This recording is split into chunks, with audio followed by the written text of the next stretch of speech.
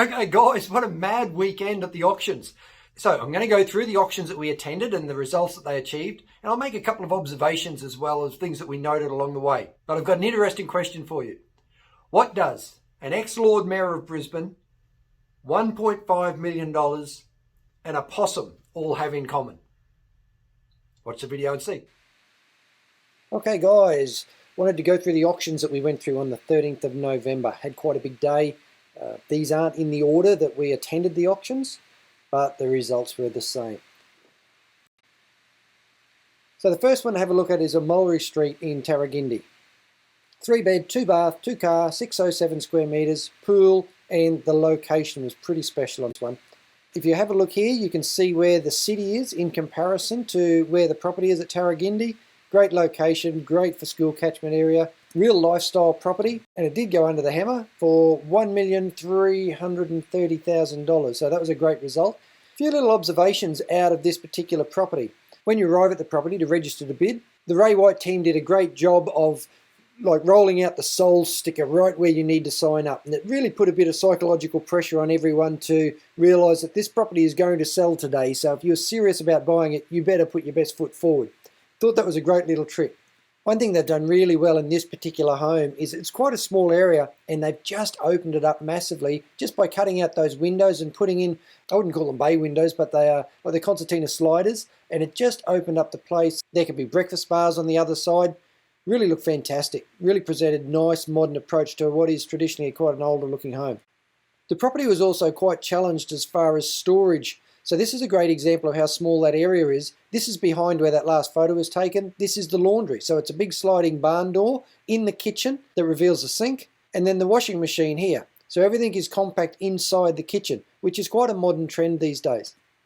Another way they really utilised some small space was in this little alcove. There was literally nothing to do in here other than put a desk in there, but they've turned it into quite a productive, pleasant little work area, like a study area for the kids or a micro office for someone that doesn't have a lot of storage requirements, but they need a functional desk where they can get away from everything and just do their work. One thing I loved about this house is there was a lot of stylish character through the home. This is a great example where they've done like a splash render throughout the home, throughout the walls, and it actually looked really, really good. It would be an absolute nightmare when you come to renovate the property, but in the new paint and the way they've done it at this stage, really looks excellent, and it's added a lot of character to the inside of the home. Next property was Craigmont Street in Taragindi. Now this property does not look like much at all from the street, but 3 bed, 2 bath, 2 car, 630 square metres, and has a deck out the back, and it's got a bonus resident, this one. When you get inside, it's actually quite modern.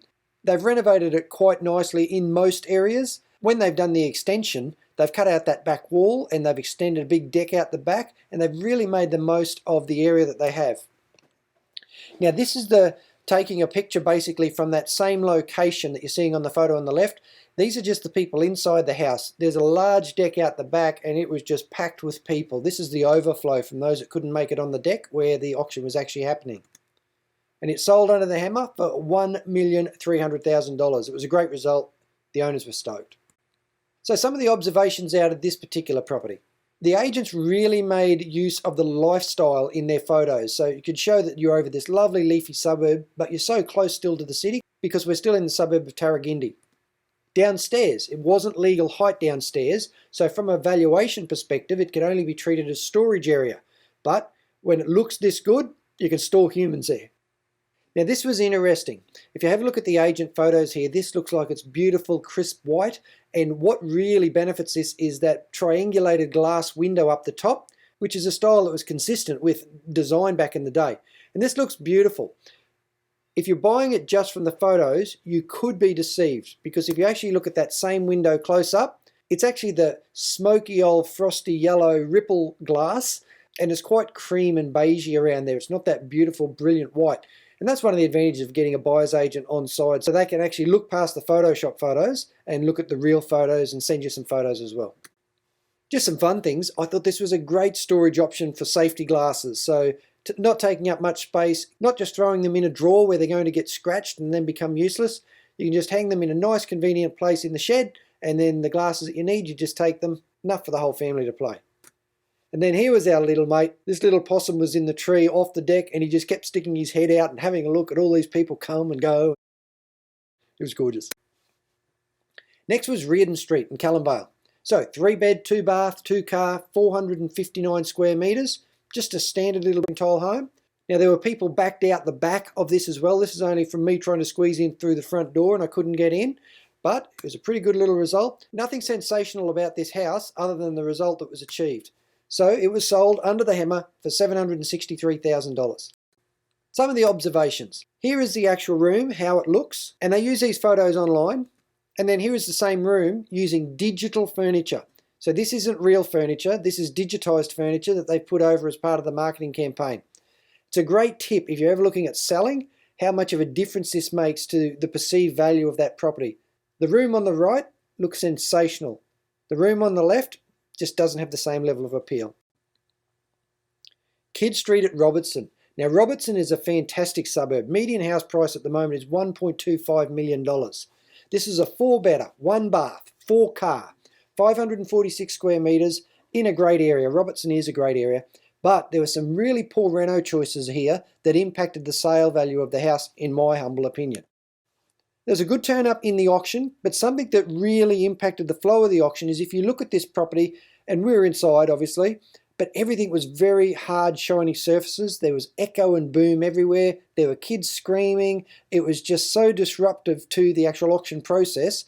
It was actually annoying and people were actually leaving the room. Now admittedly, if they're leaving, they weren't serious bidders, but having people in the room does create competitive tension, and that's what can drive the prices up. Now you may not recognise that auctioneer, but we'll have another look at him in a second. So here's how it looked out the front. It presented nice from the pictures that were shown.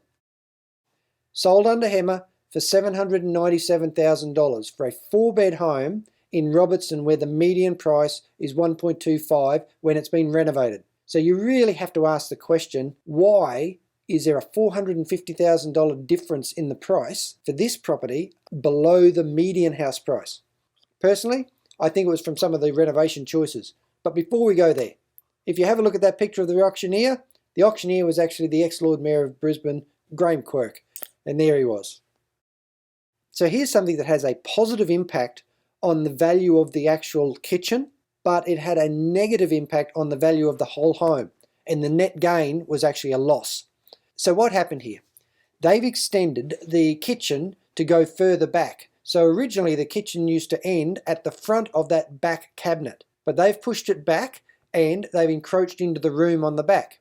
Now first observation is, okay, that's probably a good idea, that makes sense, a bigger kitchen is going to sell. It's going to really appeal to the cooks in the house. The problem is it's at the expense of the laundry. That laundry is on the other side of that kitchen wall, and what they've done is they've completely lost a functional laundry.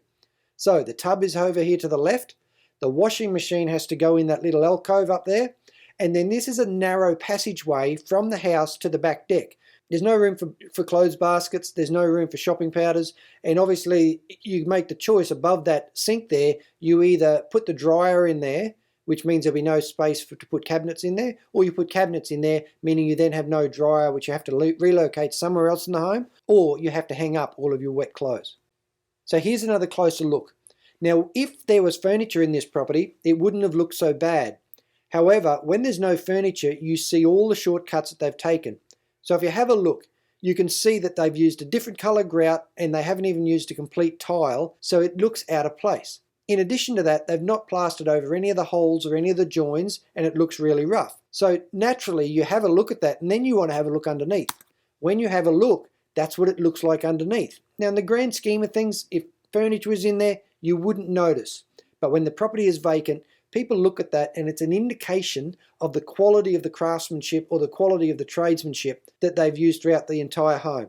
This is one of the things that I believe really had a negative impact for the sale price between what it sold for and what it should have sold for.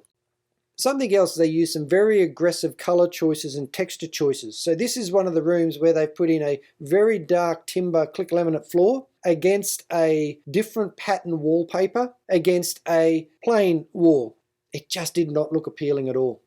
Another example here is look at the PowerPoints when they put the PowerPoints in. Now if there's furniture in there, it doesn't matter. All of this stuff is hidden behind. But when there's not furniture in there, these are all out of alignment. They are crooked, they look terrible. It's again an indication of the quality of the work done. Okay, Highgate Street in Coopers Plains. 3 bed, 2 bath, high set, 2 car, 607 square metres.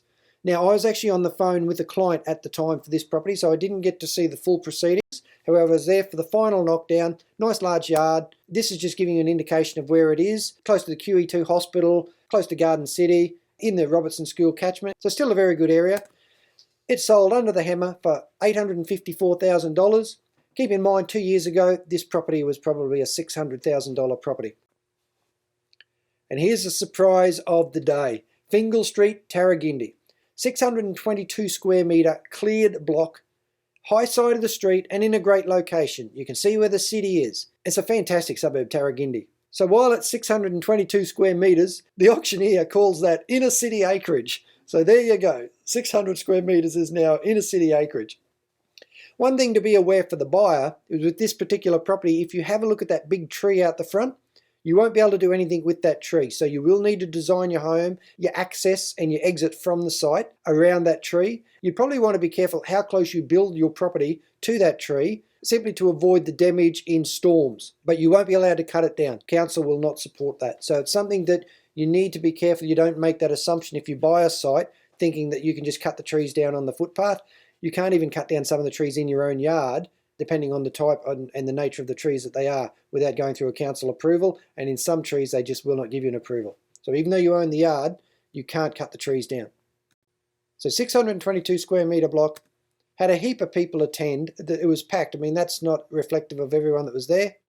Under the hammer, sold, massive amount of competition, sold for $1,530,000 just for the block of land. Sensational result for the sellers. Okay guys, as you can see, crazy stuff happening in the market at the moment. Also highlighted through there's a very good reason why you should engage a buyer's agent to help you see what you're not seeing. On the ground, we can have a look at the actual properties, not just the photoshopped photos that you see on the internet. If you're buying interstate, you need to have someone on the ground with some local knowledge. So, whether you're thinking of buying or selling, if you need a hand, we're here to help. Give me a call. My name's Mike. You can reach me on the number below or at the website below. Have a fantastic week. I'll talk to you soon.